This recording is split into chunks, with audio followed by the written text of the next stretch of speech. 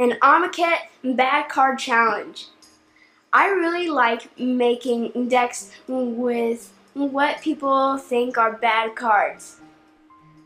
I did a poll a couple weeks ago and 2 uncommon cards came up as the worst. I'm taking Protection of the Hekma and Jordan of Orcs Magic is taking the other. I'm going to show you what I built right now. Welcome, Young Mage. I'm the Rhino. Young Mage is devoted to reaching and teaching young mages of all ages. Subscribe now to show your support. And don't forget to tap that bell down below to get notifications of all the cool stuff coming soon. Before I show you the deck, here are the rules. Number 1. The deck needs to be standard. Something you might play at Friday Night Magic. 2. It needs to be a budget deck. Under $20 US. 3. You need to have a playset of the bad card in your deck. And here's the card I received. Protection of the Hekma. It's a 5-drop that protects you from 1 damage from each source of an opponent's damage. Not great, but if you build a deck that can use it. When I saw this card, I immediately thought lifelink. So that's what I built. Our first card is the Sacred Cat. It is just a really good cat in the set, and it comes back as a mummy. I love getting this out on the first turn. Another great first turn is a Vampire Cutthroat. It is a 1/1 for 1 with Skulk and Lifelink. It is a really solid card. Skulk makes it so a big creature can't take it out. Really annoying. The next card is Ayli Eternal Pilgrim. It is a 2/3 with Death Touch. Since we are doing a lifelink deck, her second ability will work. You can sacrifice one of your creatures to exile any non-land permanent. Pretty amazing. The next card is Gifted Aetherborn. It is a 2/3 with Death Touch and Lifelink. This creature is so amazing. The only downside is it takes 2 black. But when this comes out, you don't get attacked often. Our next card is the flip card, Lone Rider. It has First Strike, and if you gain 3 or more life, it flips into a 4/4. It's so easy to flip it. It keeps First Strike, Lifelink, and it gains Trample. Moving on, Serene Steward, a 2/2 for 2. Whenever you gain a life, you may pay 1 white. If you do, put a 1/1 counter onto a target creature. This can go on any creature, so you can add it into one of your lifelink creatures. Zulaport Cutthroat, a 2-drop for a 1/1. Whenever a creature you control dies, you gain 1 life and your opponent loses 1 life. This was a central card in Decks a year ago. It's still a great and annoying card. Aerial Responder, a 2/3 for 3 with Lifelink and Vigilance and Flying. This has so much value. When he comes out, you often get a lot of life from flying damage. Kambal, Consul of Allocation is a 3-drop for a 2/3. Whenever an opponent casts a non-creature spell, that player loses 2 life and you gain 2 life. This is a great against burn and control decks. Cliffhaven Vampire is a 4-drop for a 2/4. Whenever you gain a life, each opponent loses 1 life and it has flying too. So what do you think of the creatures? 24 in all. Lots of life gain and drain. They all fit in the theme of protection of the Hekma.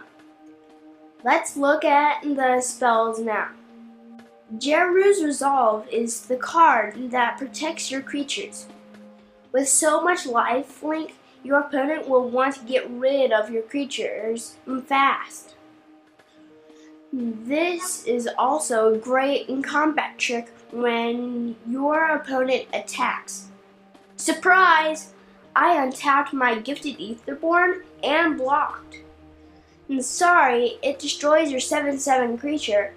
And look, I gained 2 life. Blessed Alliance is the most expensive card in the budget version of this deck. For 2 mana, you can pick any one of these abilities. For 2 more, you can do an extra 1 too. You can do so many things with it. Alms of the Vein is a great card if you have a Madness deck. In our case, we don't have a lot of discarding, but even if you cast it for 3, it's enough to flip your Lone Rider and your opponent loses 3 life. Essence Extraction is basically the same, but it targets a creature. It's a little harder to cast since you need 2 black, but it's great removal. Now on to Protection of the Hekma. Okay, it's not a great card by itself, but look at the deck. By the time you cast this, you probably already ahead on life. This prevents 1 damage from each source of your opponent. Even if they throw 100 1/1 tokens at you, you take nothing. Each burn spell does 1 less. As you can see, it makes sense in this deck. Well, we have one final main deck card, a single copy of Cruel Reality. This is just the countdown to their doom. If they have creatures, they sacrifice them. If they don't, they die. Lands, 11 plains and 11 swamps. Enough said. The sideboard is pretty straightforward. A little more removal for aggro, a few extra copies of creatures, and our extra protection of the Hekma for those longer games. Having 2 or 3 of these out make doing any damage to you almost impossible. All in all, a fun $20 deck. But if you have more to spend or you happen to have these cards, what would you add? Obviously, some better land. Shambling Vent and Concealed Courtyards are pretty obvious. A playset of each of those triples the cost of the deck. I would add an extra Blessed Alliance, but add a playset of Collective Brutality. There's a lot of raw power there. Anguished Making makes a lot of sense as well. It exiles a lot of stuff. And finally, a few fumigates for when your opponent has superior numbers and you just need to wipe the board. Now for the big question. Would I keep protection of the Hekma in the non-budget deck? I think so. It still works really well with the theme of the deck. What do you think? Now that you have seen my deck, head over to Orcs Head Magic and take a look at Jordan's deck. He had Gate to the Afterlife as his bad card challenge. I hope you see that there's really no bad cards. Will they win you a Grand Prix or Pro Tour? Probably not, but a fun deck can be made around any card. And after all, that's what Magic is really all about, having fun.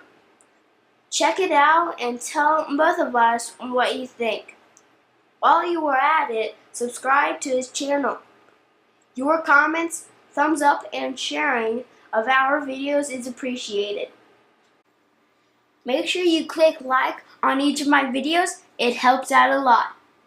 Don't forget to subscribe if you haven't already.